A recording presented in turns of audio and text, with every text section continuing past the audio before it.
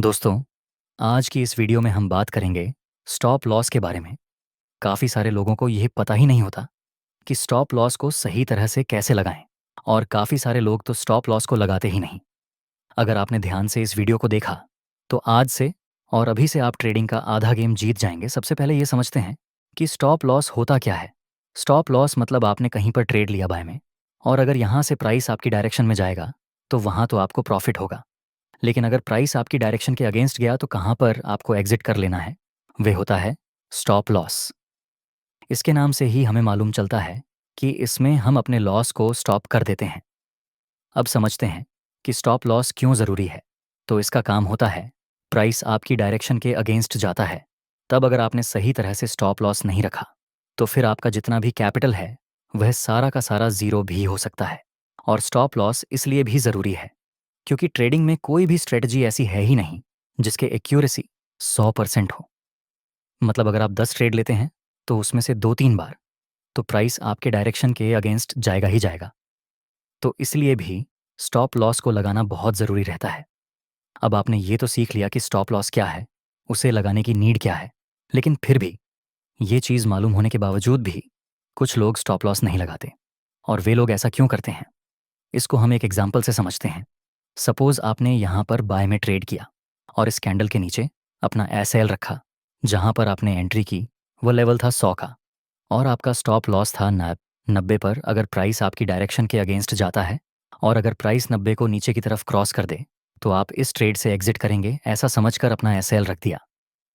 लेकिन रियल में क्या होता है, प्राइस थोड़ा ऊपर जाता है, फिर प्राइस 85 तक पहुंच जाता है। आपका स्टॉप लॉस हिट हो गया और आपने एग्जिट कर लिया। लेकिन यहीं से प्राइस फिर से ऊपर जाता है और आपका प्रॉफिट टारगेट कंप्लीट हो जाता है। अब आपका बड़ा लॉस हो गया क्योंकि आप सही ट्रेड में थे और वो प्रॉफिट ना मिला, और वह भी सिर्फ इसलिए क्योंकि यहाँ पर आपने स्टॉप लॉस लगाया था। अगर ये स्टॉप लॉस नहीं होता, तो आप प्रॉफिट में होते। और यही सब चीज़ों को देखकर काफ़ी सारे अनमेच्योर ट्रेडर स्टॉप लॉस नहीं लगाते। लेकिन ऐसा सिर्फ 10 में से 2-3 बार होता है। और अगर आप ऐसा ही करते रहेंगे, तो अपने 10 से 20 ट्रेड में जितना भी प्रॉफिट बनाया होगा, वह शायद एक ही ट्रेड में लॉस में बदल सकता है। इसलिए हमेशा स्टॉप लॉस को ज़रूर लगाना ही चाहिए। चलिए, अब समझते हैं कि स्टॉप लॉस को कैसे लगाएं। पहला तरीका है कैंडलस्टिक पैटर्न के हाई से ऊपर और उसके लो के नीचे। एक झमाले के लिए यहाँ प्राइस लोअर लो और लोअर हाई के स्ट्रक्चर में नीचे आ रहा है, सो ये डाउन ट्रेंड हुआ। तो अब हम ये 2 पॉइंट को कनेक्ट करके एक बेरिश ट्रेंड लाइन बना देंगे। नेक्स्ट प्राइस थोड़ा सा ऊपर जाता है, जहां पर हमें एक बेरिश और कंफर्मेशन कैंडल का सिग्नल मिला, तो आप यहां एंट्री कर सकते हैं और आपका स्टॉप लॉस रहेगा। इस बेरिश कैंडल के हाई से थोड़ा सा ऊपर नेक्स्ट प्राइस फिर से नीचे आता है, जहां अब ये रिसेंट सपोर्ट लेवल नीचे की तरफ ब्रेक हो चुका है। नेक्स्ट प्राइस थोड़ा सा साइडवेज में मूव करता है। अब हम वेट करेंगे कि अगर प्राइस इस लेवल तक आकर फिर से कोई बेरिश कैंडल का सिग्नल दे, तो हम एंट्री करेंगे। नेक्स्ट प्राइस इस लेवल को रिस्पेक्ट किए बिना ही ऊपर चला जाता है, और फिर से इस ट्रेंड लाइन के पास हमें एक बेरिश और कंफर्मेशन कैंडल का सिग्नल मिला, तो यहाँ पर आप फिर से सेल में एंट्री कर सकते हैं। इसमें भी आपका स्टॉप लॉस रहेगा। इस बेरिश कैंडल के हाई से ऊपर अगर कोई बुलिश कैंडल में आप बाय में ट्रेड करते हैं, तो उसमें आपको बुलिश कैंडल के लो के नीचे SL रखना है। एग्जाम्पल के लिए, सपोज कि आप यहाँ पर बाय करते हैं। नियम के अनुसार आपको यहाँ पर बाय में ट्रेड नहीं करना चाहिए क्योंकि ये डाउन ट्रेंड है। लेकिन आपको एग्जाम्पल दिखाने के लिए मैं जस्ट बता रहा हूँ कि सपोज आपने यहाँ पर बाय किया, तो आपका स्टॉप लॉस रहेगा इस बुलिश कैंडल के लो के नीचे। इस तरह से आप कैंडलस्टिक के बेस पर ट्रेड कर सकते हैं। दूसरा है, कुछ लोग ब्रेकआउट और ब्रेकडाउन में भी ट्रेड करते हैं। एग्जाम्पल के लिए, यहाँ पर प्राइस इस तरह से साइडवेज रेंज में मूव कर रहा था। प्राइस 5 बार इस रेजिस्टेंस को टच किया है और 2 बार इस सपोर्ट को। नेक्स्ट प्राइस ने इस इंपॉर्टेंट सपोर्ट लेवल को नीचे की तरफ ब्रेक कर दिया। तो यहाँ पर जिस कैंडल से ब्रेकडाउन मिला, उस कैंडल पर हम एंट्री करेंगे और आपका स्टॉप लॉस रहेगा इस ब्रेकडाउन कैंडल के हाई से थोड़ा सा ऊपर। नेक्स्ट एग्जाम्पल, यहाँ भी प्राइस इस साइडवेज रेंज में मूव कर रहा था। प्राइस ने 3 बार इस रेजिस्टेंस लेवल को टेस्ट किया था। नेक्स्ट प्राइस ऊपर जाता है और इस रेजिस्टेंस लेवल को ऊपर की तरफ ब्रेक कर देता है, तो यहाँ पर आपकी एंट्री रहेगी और इस ब्रेकआउट कैंडल के लो के नीचे आपका स्टॉप लॉस रहेगा। और अगर आप रिटेस्ट का वेट करते हैं तो वह बहुत ही ज़्यादा बेहतर रहेगा। नेक्स्ट प्राइस थोड़ा सा करेक्शन करता है और उसके बाद हमें एक बुलिश और कन्फर्मेशन कैंडल का सिग्नल मिला, तो आप यहाँ पर भी ट्रेड में एंट्री कर सकते हैं, जिसमें आपका स्टॉप लॉस रहेगा इस बुलिश कैंडल के लो के नीचे। चलिए अब समझते हैं कब आपको स्टॉप लॉस नहीं लगाना चाहिए या फिर कौन सी जगह पर आपको स्टॉप लॉस नहीं लगाना चाहिए। पहला नंबर, जब मार्केट बहुत ही हाई वोलाटाइल होता है, उस समय आपके स्टॉप लॉस भी बहुत ज़्यादा हिट हो सकते हैं। हाई वोलाटाइल मतलब मार्केट बहुत ही तेज़ी से ऊपर नीचे मूव करता है। ऐसी मार्केट को हम वोलाटाइल मार्केट कहते हैं। जनरली हाई वॉलेटिलिटी किसी न्यूज़ के कारण हो सकती है, जैसे इन्फ्लेशन रेट, कोई बिग अनाउंसमेंट या फिर कोई बिग न्यूज़। ऐसी कंडीशन में कोई भी टेक्निकल एनालिसिस सही तरीके से काम नहीं करता, जिसमें मार्केट हमारी एनालिसिस के अगेंस्ट जा सकता है। इसलिए आपको न्यूज़ ट्रेडिंग में ट्रेडिंग को अवॉइड ही करना। दूसरा है साइकोलॉजिकल नंबर। साइकोलॉजिकल नंबर में अगर आप अपना स्टॉप लॉस लगाएंगे तो ज़्यादा चांस रहते हैं कि आपका स्टॉप लॉस हिट हो जाए, क्योंकि काफ़ी सारे लोग अपना एसएल और प्रॉफिट टारगेट साइकोलॉजिकल नंबर पर ही रखते हैं। जिनको साइकोलॉजिकल नंबर के बारे में नहीं मालूम, उनको मेन शॉर्ट में ये समझा देता हूँ कि 500 का लेवल, 1000 का लेवल, 1500 का लेवल, 2000 का लेवल, ये सब हुए साइकोलॉजिकल लेवल या फिर साइकोलॉजी का नंबर। आप इसे राउंडिंग नंबर भी बोल सकते हैं। दूसरा, कुछ लोग सपोर्ट और रेजिस्टेंस के पास स्टॉप लॉस लगाते हैं।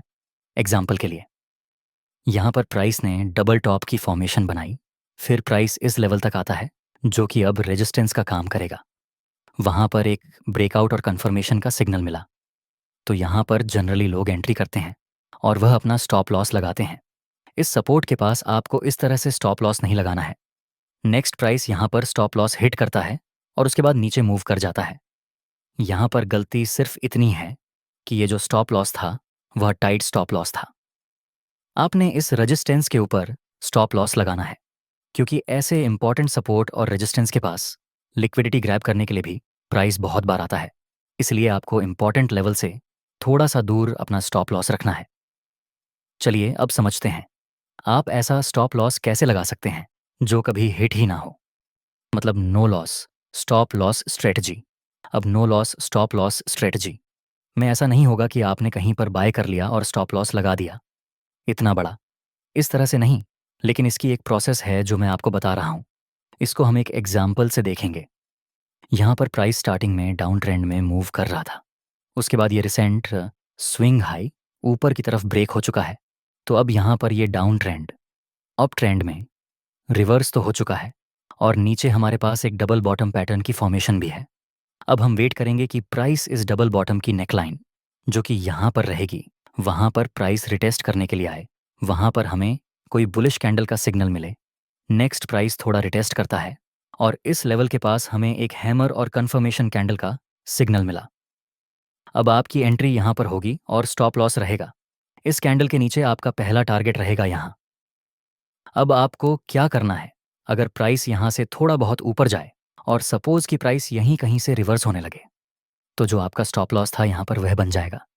जहाँ पर आपने एंट्री की वहाँ मान लो कि आपने 1000 की प्राइस पर बाय किया था और आपका स्टॉप लॉस था यहाँ पर 990 पर। प्राइस थोड़ा ऊपर जाती है 1005 के आसपास और यहीं से नीचे गिरने लगती है, तो आपका जो स्टॉप लॉस 990 पर था उसको आपको शिफ्ट करके इस 1000 की प्राइस पर ही लेकर आना है। मतलब आपका प्रॉफिट भी नहीं हुआ और लॉस भी नहीं हुआ। और अगर प्राइस यहाँ से ऊपर की तरफ मूव करती है तब तो फिर आप होल्ड करेंगे। नेक्स्ट प्राइस ऊपर जाता है जिसके साथ यहाँ स्टॉप लॉस हिट नहीं हुआ। चलिए एक दूसरा एग्जाम्पल दिखाता हूँ। यहाँ पर एक हेड एंड शोल्डर पैटर्न की फॉर्मेशन थी, फिर प्राइस इस हेड एंड शोल्डर की नेकलाइन के पास आता है और यहाँ पर हमें एक बेरिश और कन्फर्मेशन कैंडल का सिग्नल मिला। तो आपका एसएल रहेगा इस बेरिश कैंडल के ऊपर और प्रॉफिट टारगेट रहेगा इस सपोर्ट तक। नेक्स्ट प्राइस थोड़ा नीचे गिरता है। अगर प्राइस यहाँ से ऊपर जाता है तो हमने जहाँ पर सेल किया वहाँ पर हम अपनी पोजीशन से एग्जिट कर देंगे। नेक्स्ट प्राइस ऊपर जाता है तो यहाँ पर जो हमारा स्टॉप लॉस था उसे हमें थोड़ा सा ट्रेल करके आगे लेकर आएंगे। यहाँ हमने खरीदा और यहीं पर हमने बेच दिया, मतलब हमारा प्रॉफिट भी नहीं हुआ और हमारा लॉस भी नहीं हुआ और फिर प्राइस यहाँ से ऊपर चला गया। ऐसा आपके साथ हर बार नहीं होगा, लेकिन मोस्ट ऑफ केस में आप बड़ा लॉस नहीं उठाएंगे इस स्ट्रेटजी को यूज़ करके। तो इस तरह से आप अपने स्टॉप लॉस को मैनेज कर सकते हैं। और आपको ये वीडियो कैसा लगा, हमें कमेंट में ज़रूर बताना।